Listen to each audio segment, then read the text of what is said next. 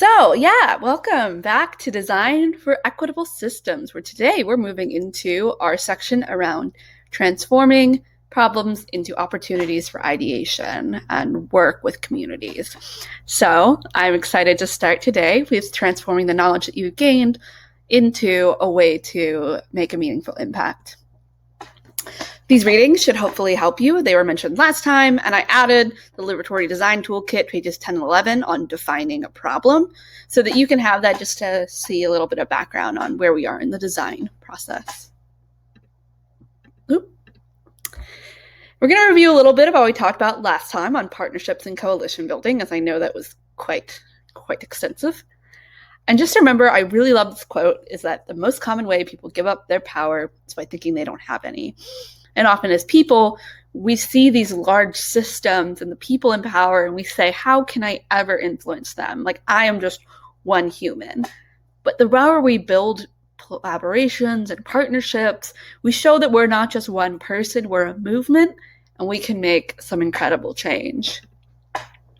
And know that those coalitions are the vehicles for sharing intelligence with one another and working on objectives for social change, and they are necessary for any work that looks at systemic issues.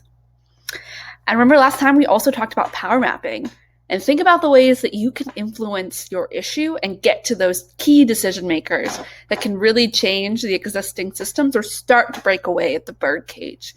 And think about all the ways that power exists, but also can be influenced and changed.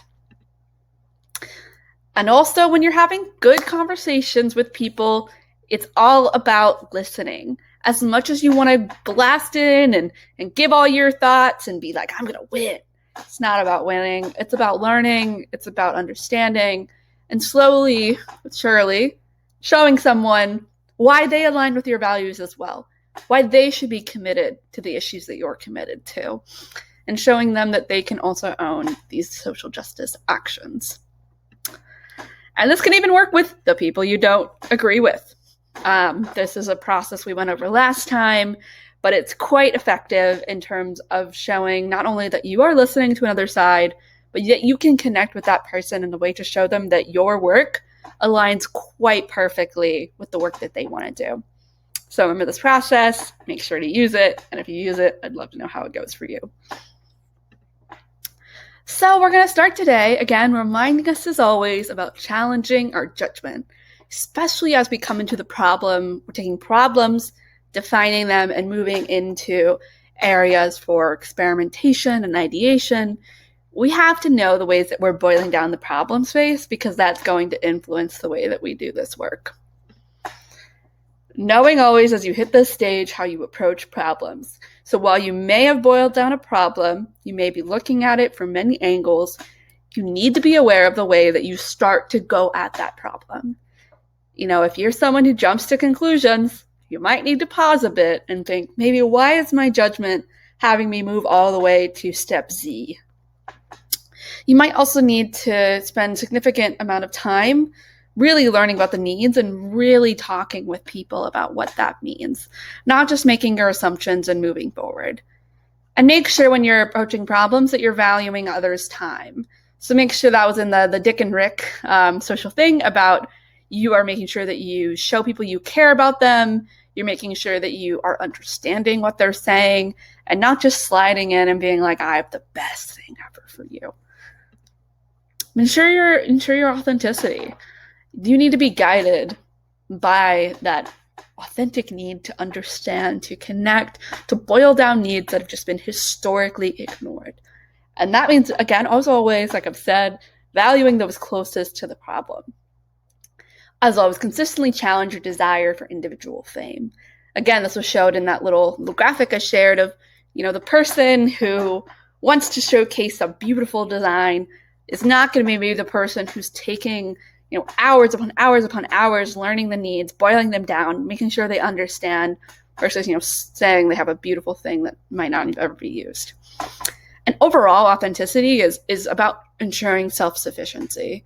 You're not in there to make something beautiful and then leave. You're in there to build up a community's capacity. And that is an authentic movement. And as always, you got to remember the broader context. When knowing your judgment, the context is so important. We as always need to be knowing the greater system. We need to know all the pieces and how they connect. It's not just, a singular problem. Remember that there is networks of problems. And almost like power mapping, they all kind of have that influence on each other.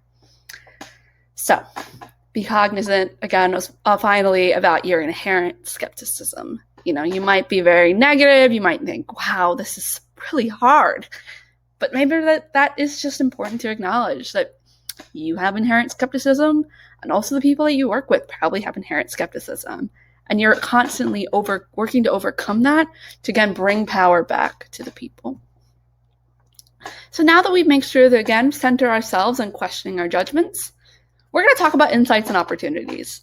So I'm bringing in some more designy lingo, but hopefully this will help make sense to transform it into community-centered and human-centered, actual human-centered, people-centered processes. Remember, as always, this phase, now that we're in here, is about working alongside communities to focus on their deeper needs. So not just the surface level, but diving deep into what's really going on and prepare for systematically addressing those needs. You need to understand, again, the broader context, the deep set needs before you can ever make a solution. So I'm going to show the double diamond, which I haven't showed yet, but it hopefully shows you this journey that we're on. We have really, worked on expanding our minds over the past, couple weeks. We focused on understanding large problems, feeding all the information, learning from many different people. So we have been kind of a divergent process. So now we're starting at that divergent angle, and we're trying to converge into something narrow enough that we can work on, but still large enough that it addresses many systemic challenges. So hopefully by the end of today, we'll be nearing a point where we can start to ideate and do some really cool work. So we'll be looking at how do we design for needs and preparing for that design work as we're in the learning process and soon to be entering in the doing process. So what is an insight?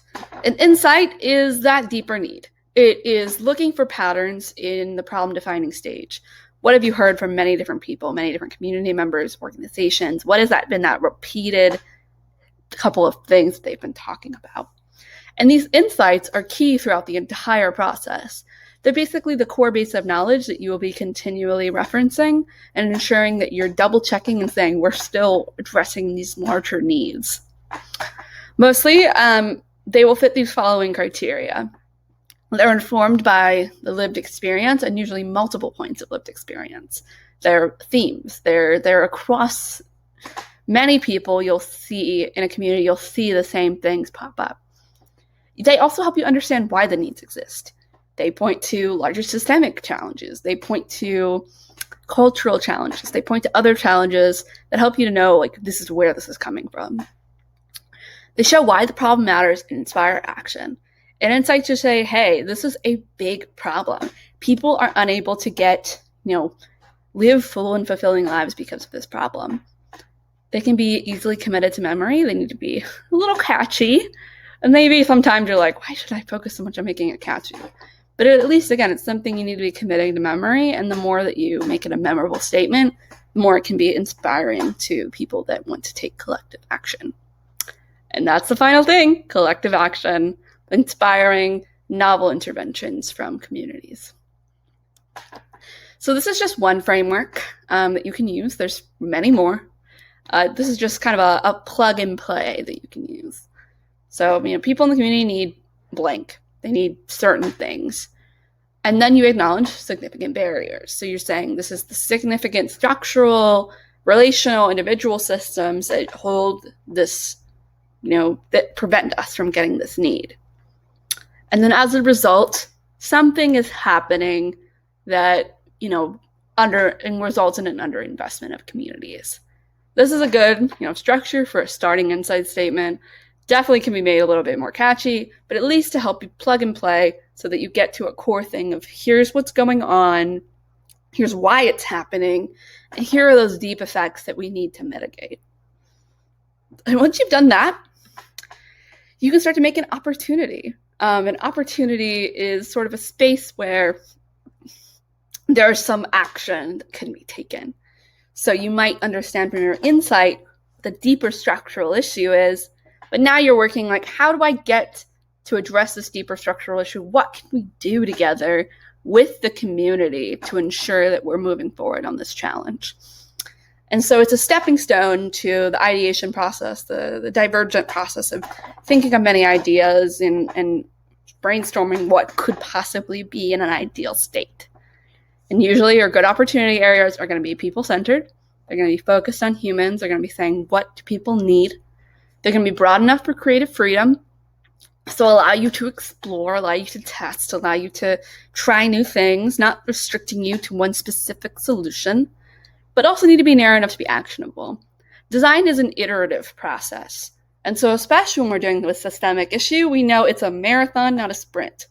And the marathon takes those wins, those small, maybe some small wins at first, but slowly building the movement to over time, breaking down these systems and leading to better change. So here's just another framework that you can use to define your opportunity area. So usually it'll start maybe a verb or a set of actions. So doing blank. And what will it lead to? Will lead to a specifically community-defined outcome. So possibly, ensuring education for all. I don't know, it's going to be really bad. Education for all will lead to more success in the community as more students are able to get high-paying jobs. Something simple like that helps you to see that you're going to be focusing your work on something that you know will lead to something else that will benefit the community and address those systemic challenges. Awesome. Cool. So now we're going to be preparing yourself for action, because next lecture we'll be talking about ideation. We'll be talking about some practices to expand your thinking, work with communities to get brilliant ideas for change. So to do that, you got to take a little bit of time and get some how can we's going. These are some fun design lingo, and I've been using them as my little captions to all these videos, but they're just a sparking question for just helping people imagine what could be.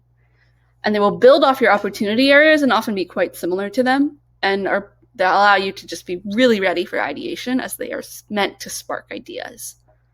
As you're selecting maybe some how can we's to do a community-based ideation session, you might want to ask the following questions. Will it ensure the right impact? Has it focused on the right space that people have really, again, systemically said over and over again that this is what we need? Is it aligned with top priorities? Is it ensuring that you are not just coming in and saying, this would be lovely if we brainstormed around this, but someone's like, hey, you know what, that's not really what we wanted, which is nothing you ever want to do. Making sure that you're working towards self-sufficiency. You're working towards a space where this community no longer needs to rely on programs and these other things to survive, but can start to thrive in this new space. And are people passionate about it? Do people say, oh my gosh, this is really exciting. I can't wait to work on this. All of those things will help you assess, which ideation things you want to spark from. So this is just a framework, very similar to the ideation opportunity area I talked about, but it's how can we execute on a set of community-defined actions that will lead to community benefits?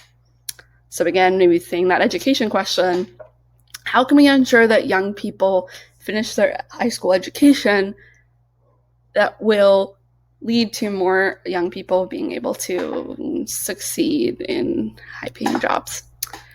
Definitely could be better refined, but I'm just spitballing here. But at least helps you to frame the action that you'll be taking as you work in ideation. So that's all we have today. Hopefully this was a good session to start to narrow down those thoughts, as I know sometimes it's overwhelming to know all these needs, and trying to boil them down is quite a challenge. But just know that this scoping down to focus on the core needs will hopefully ensure your focused design work. You will be focusing on the things that people want, the things that will make that systemic, powerful impact that we all want to make, that makes the world a better place. So these are your next readings. I couldn't find any good ideation readings, so I'll probably be bringing in some activities from outside, but these are just hopefully to get you in that equity-centered mindset, as both of these are powerful, beautiful literature tools for this topic. And as always, if you need any help understanding any of the concepts in this video, just send me an email and I'm happy to chat. So hope you have a lovely week and I'll see you next time.